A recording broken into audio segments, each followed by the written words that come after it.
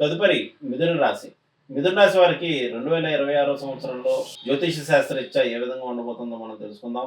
2026 జనవరి నుండి మార్చి 19 వరకు అనగా ఉగాది వరకు వీరికి ఆదాయ వ్యయాలను గనక మనం పరిశీలించినట్లయితే ఆదాయం 14, వ్యయం 2, రాజపూజ్యం 4, అవమానం 3గా ఉండగలదు. ఆ తదుపరి ఉగాది నుండి ఆదాయం 8, వ్యయం 11, రాజపూజ్యం 1, అవమానం 7. ఇక గ్రహస్థితి అనుసరించి మనం చూసినట్లయితే వీరికి సప్తమ రాజ్యాధిపతి అయినటువంటి గురుడు జన్మరాశిలో సంచారం చేయుట, సప్తమ రాజ్యాధిపతి అయినటువంటి గురుడు జన్మరాశిలో లోహమూర్తిగా సంచారం చేయడం వల్ల ఆరోగ్య విషయంలో శ్రద్ధ వహించవలసి ఉండడం, వృత్తి వ్యాపారాదుల అభివృద్ధికై కొన్ని ముఖ్యమైనటువంటి నిర్ణయాలు అనేటువంటివి తీసుకుంటూ ఉంటారు.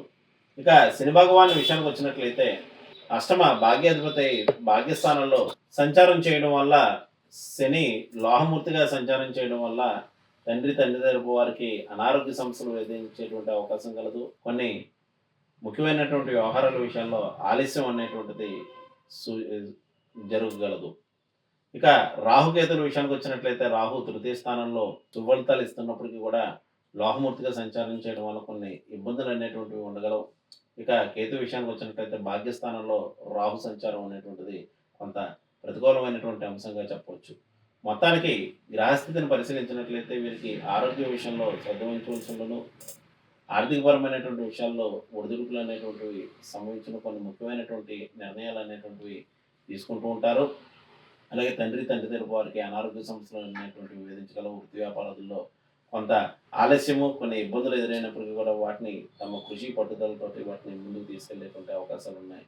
వీరికి జూన్ 1వ తేదీ నుంచి గురుడు ద్వితీయ స్థానంలో సంచారం చేయడం వల్ల ఆర్థిక అభివృద్ధి అనేటువంటిది ఉండగలదు. గృహంలో శుభకార్య వాతావరణం అనేటువంటిది నడుచును. పెండింగ్లో ఉండేటువంటి వ్యవహారాలను కూడా పూర్తి చేసుకుంటారు. రావాల్సిన ధనం చేరుకుందాం. ఇక అక్టోబర్ 31 నుంచి తృతీయ స్థానంలో గురుడు సంచారం చేస్తూ కేతుతో పర్యటన కారణంగా దగ్గర ప్రయాణాలు చేసే అవకాశం కలదు. జీవిత భాగస్వామి యొక్క ఆరోగ్య విషయంలో శ్రద్ధ వహించవలసి ఉండడం, వారికి కొన్ని ఇబ్బందులు, అనారోగ్య సమస్యలు అనేటువంటివి వేధించడం, వృత్తి వ్యాపారాదుల్లో మార్పులు, చేర్పులు, స్థాన మార్పులు వంటివి ఉండేటువంటి అవకాశం కలదు. ఇక ఈ రాశి విద్యార్థుల విషయానికి వచ్చినట్లయితే అనుకూలమైనటువంటి ఫలితములు వీరికి ఉండగలవు. అక్టోబర్ దాటిన తర్వాత నుంచి కొంత మిశ్రమ ఫలితాలు అనేటువంటివి ఉండగలవు. ఈ రాశి వ్యాపారస్తులకు అనుకూలమైనటువంటి సమయం నడుస్తూ ఉంది.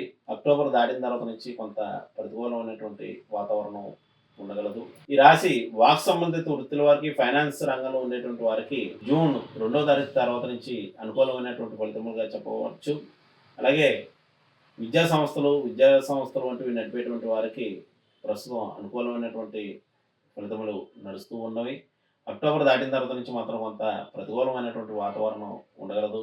ఈ రాశి జీవిత భాగస్వామికి అనారోగ్య సమస్యలు వేధించేటువంటి అవకాశాలు కనిపిస్తున్నాయి. లేక వారితో భేదాభిప్రాయాలు కూడా ఉండేటువంటి అవకాశాలు కనిపిస్తున్నాయి. వీరు చేయవలసినటువంటి అర్చన, దానాదులు వాటి విషయానికి వచ్చినట్లయితే వీరు జన్మరాశిలో గురుని యొక్క సంచారం కొంత ప్రతికూలమైనటువంటి వాతావరణం ఉండగలదు. కాబట్టి గురుగ్రహ ఆరాధన, గురువారం రోజున రావి చెట్టుకి 11 ప్రదక్షిణాలు వంతన చేసినట్లయితే మంచిది.